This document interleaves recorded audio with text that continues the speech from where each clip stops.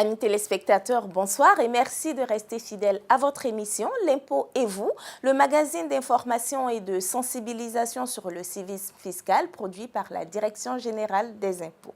Ce soir, nous parlerons des aménagements contenus dans l'année fiscale 2018. Alors, on le sait, l'année fiscale à la loi numéro 2017-870 du 27 décembre 2017 portant budget de l'État pour l'année 2018 tel que modifié par l'ordonnance numéro 2018-145 du 14 février 2018 est entré en vigueur depuis le 19 février 2018. Pour permettre aux nombreux téléspectateurs qui nous suivent en ce moment d'être informés sur les principales dispositions de l'année fiscale 2018, nous avons fait appel à un expert. Il s'agit de M. Kouman Atakwakou, administrateur des services financiers, chef du service des réformes fiscales à la direction de la législation, du contentieux et de la documentation. Monsieur Kouman, bonsoir. Bonsoir Sylvie. Alors, l'année fiscale 2018 comporte plusieurs catégories de mesures. Pouvez-vous nous les rappeler? L'année fiscale 2018 comporte effectivement plusieurs mesures qui peuvent être classées en 5 catégories. La première concerne les mesures de soutien aux entreprises. Deuxième volet de mesures, il s'agit des mesures du renforcement des moyens de l'État.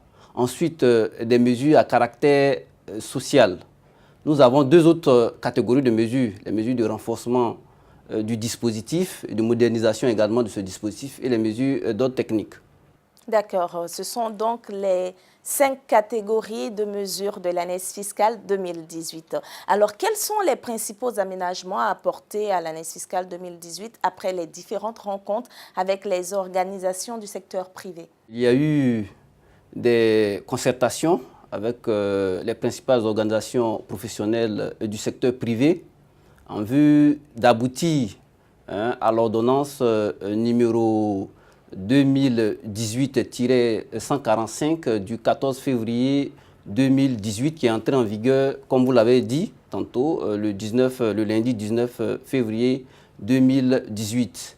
Il y a 2 ordres de mesures qui sont apportés par cette ordonnance. Il y a d'une part des mesures de suppression de certaines dispositions de l'année fiscale initiale.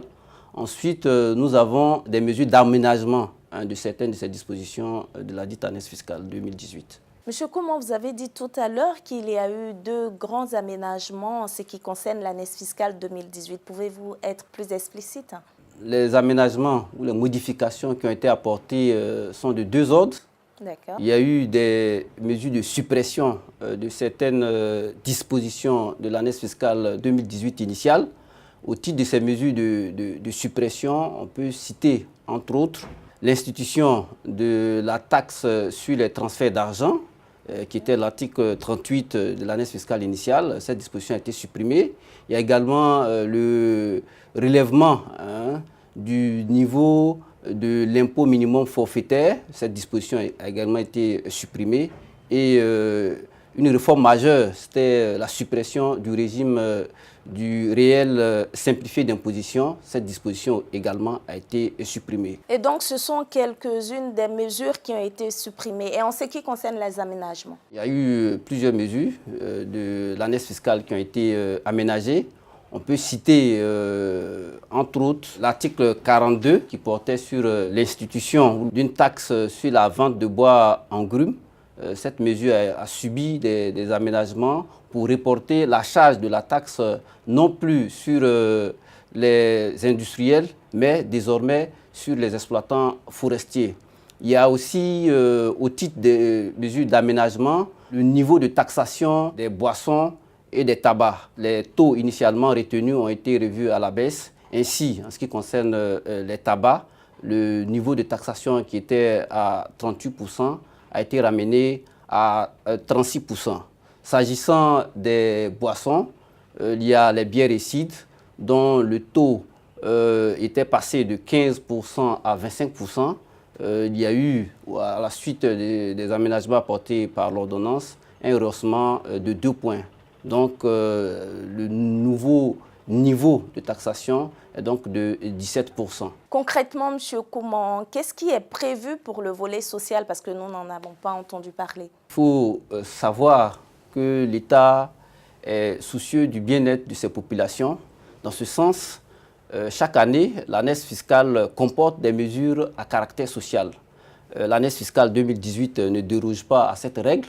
Elle comporte certaines mesures qui ont une incidence dans la vie sociale. Pouvez-vous nous en citer quelques-unes? Pour cette année 2018, le dispositif prévoit pour le personnel des entreprises les frais qui sont engagés par les employeurs pour la restauration de leurs employés antérieurement à l'année fiscale 2018 étaient exonérés d'ITS, c'est-à-dire de l'impôt sur les traitements et salaires, conformément à l'article 116-17 du Code général des impôts, étaient donc exonérés d'impôts sur les traitements et salaires les frais qui sont engagés par les employeurs pour la restauration de leurs employés sur le site de l'entreprise. Donc, la mise à disposition de la restauration par les cantines. Ça, c'était avant l'entrée en vigueur de l'année fiscale 2018.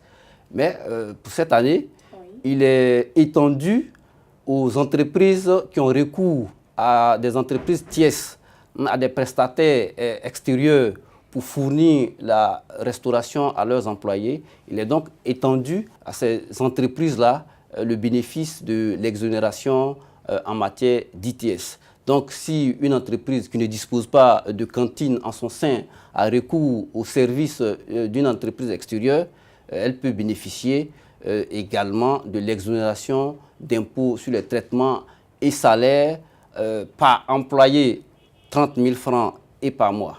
D'accord. Alors, qu'est-ce qui est prévu en termes d'élargissement de l'assiette fiscale et surtout la lutte contre l'économie informelle? L'année fiscale 2018 renforce des mesures existantes pour dire que la lutte contre la fraude et l'élargissement de l'assiette fiscale sont des questions qui intéressent les autorités et qui intéressent également l'administration fiscale. Alors, pour ce qui concerne l'année fiscale 2018, il y a pour la lutte contre la fraude, contre l'économie informelle et aussi pour l'élargissement de l'assiette, je pourrais vous citer deux catégories de mesures, l'article 13 et l'article 14 de l'année fiscale. L'article 13 fait obligation aux entreprises qui disposent d'établissements secondaires d'informer le siège, de déclarer au niveau du siège de l'établissement principal toute activité d'une entreprise secondaire. Également, ces entreprises qui disposent d'établissements secondaires sont tenues de fournir, en même temps que les déclarations de résultats, toute information relative aux achats et aux ventes effectuées par ces entreprises secondaires. Ça, au niveau interne. Au niveau international, pour la lutte contre l'évasion fiscale, l'évasion et l'érosion de la base imposable au BIC, on parle du transfert. Il y a l'article 14 de l'année fiscale 2018 qui a renforcé le dispositif existant. Déjà en 2017, notamment en l'article 15 de l'année fiscale 2017, il y avait un début, un ensemble de mesures qui avaient été prises pour lutter contre les prix de transfert. Donc, cette année 2018, l'année fiscale, en son article 14, renforce ce dispositif existant en prorogeant les délais des contrôles fiscaux lorsqu'il s'agit d'entreprises intragroupes, lorsqu'il y a une entreprise internationale qui fait l'objet de contrôle. Il y a également un renforcement du dispositif de lutte contre la sous-capitalisation. Alors, merci M. Kouman de nous avoir éclairé sur les dispositions de l'année fiscale 2018. Nous sommes carrément à la fin de notre entretien. Avez-vous un appel à l'endroit de tous les téléspectateurs qui nous regardent en ce moment? Ce qu'il convient de dire en termes de mots de fin, c'est d'inviter les contribuables à adhérer à la politique du gouvernement, à adhérer au civisme fiscal, à être des acteurs, des artisans du développement. Notre pays, la Côte d'Ivoire, envisage d'être émergent et cela ne peut aboutir qu'avec la contribution effective de chacun, de chaque citoyen. chacun à son niveau, et particulièrement les entreprises qui sont des acteurs du développement, sont attendus au niveau de leur contribution effective aux recettes de l'État. La Direction générale des impôts a largement ses portes qui sont ouvertes, aussi bien de façon électronique que physique.